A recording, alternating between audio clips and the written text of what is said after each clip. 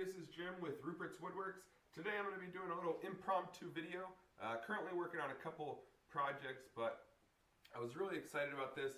I actually ordered a dust cyclone offline a couple weeks ago. I ordered it from a website over in China. I'll leave the link in the description. But it cost me $16 in comparison to 60 plus for the Oneida one. So this was $16. I had to get a couple of these rubber couplers to go over the shop backs, and these aren't really that accurate, so I thought the rubber would be a good seal for that.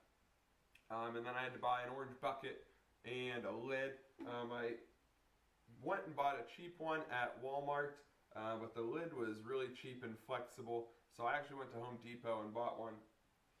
And their lids actually come with like a little rubber gasket or seal in there as well. So I'm hoping this one works better. I have never had experience with the Cyclone before, so I can't really say how great the Oneida is compared to this cheapo knockoff. But I'm going to see if it's good enough for me. I am very tired of taking my shop vac filter out in the driveway and smacking it 400 times, and it makes a big mess. So hopefully it will allow my filters to last a lot longer, and I won't have to do it nearly as often. So if you want to see how I do it, wish me the best of luck and stick with me, and hopefully we'll get it done together. First thing I had to do was pre-drill the hole, depending on the size, on the bottom of your Cyclone.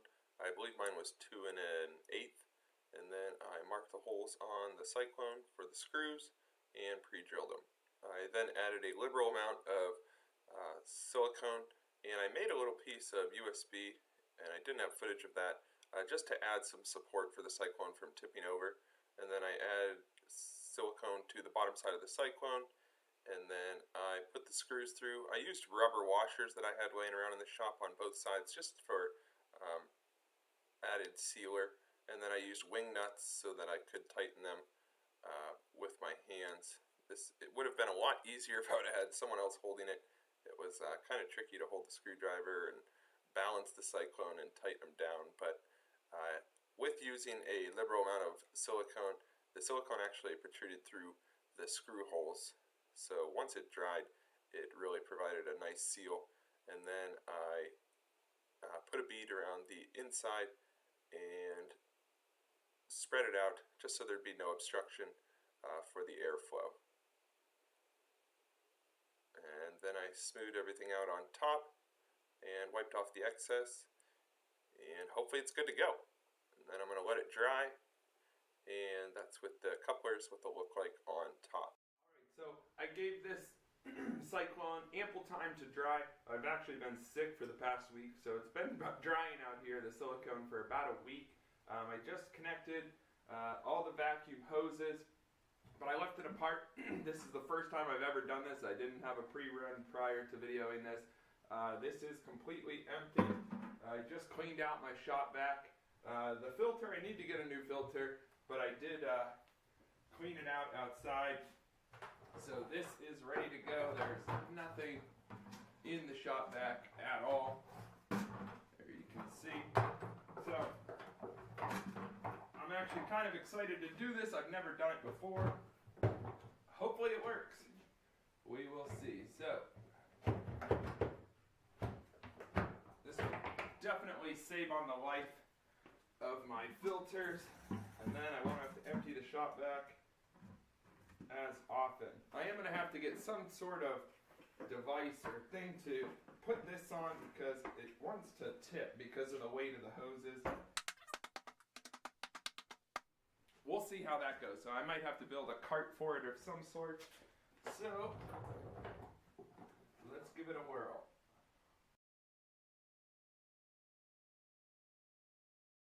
So this might not seem like much, but there's a lot of fine sawdust. There's some chips in here, some paper, some plastic from drilling out the holes. So let's see how this does.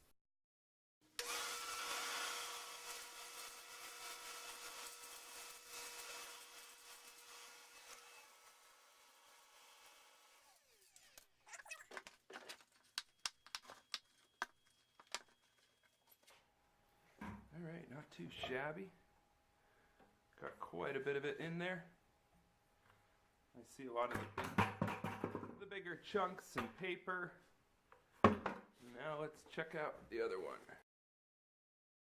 And this one, there's a little bit of fine dust down in there, but overall, I would say the majority went into the Cyclone. So I think the Cyclone is a success.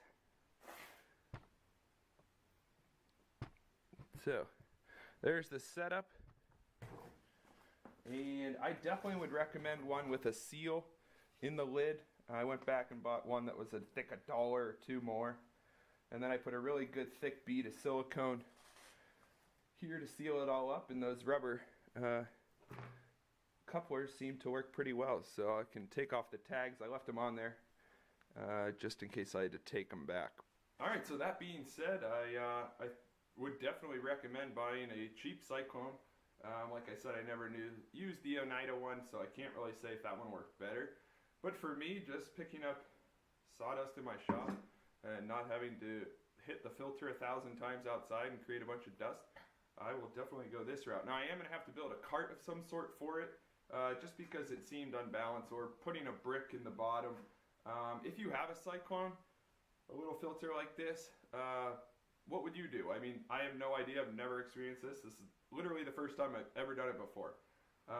Let me know what you do, what you think is best. Now, leave a comment down below. So I will leave a link. I'll try to leave a link to where I found this Cyclone. It was on Wish. I don't think it's .com. I'm not sure. Look in the description for the link. And yeah, so this is a little impromptu video. If you want to hit the like button, share, subscribe, anything that helps out me a ton. And thanks for watching. Alright, until next time, take care.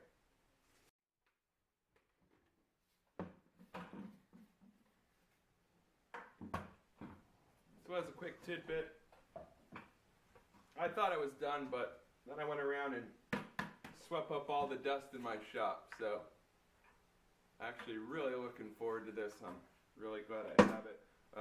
Mostly just made it for my miter saw to suck up a lot of the dust, but I still need to make some modifications to my Bosch 12-inch axle glide. So stay tuned for some of those. I will put out something in the future here, I'm sure.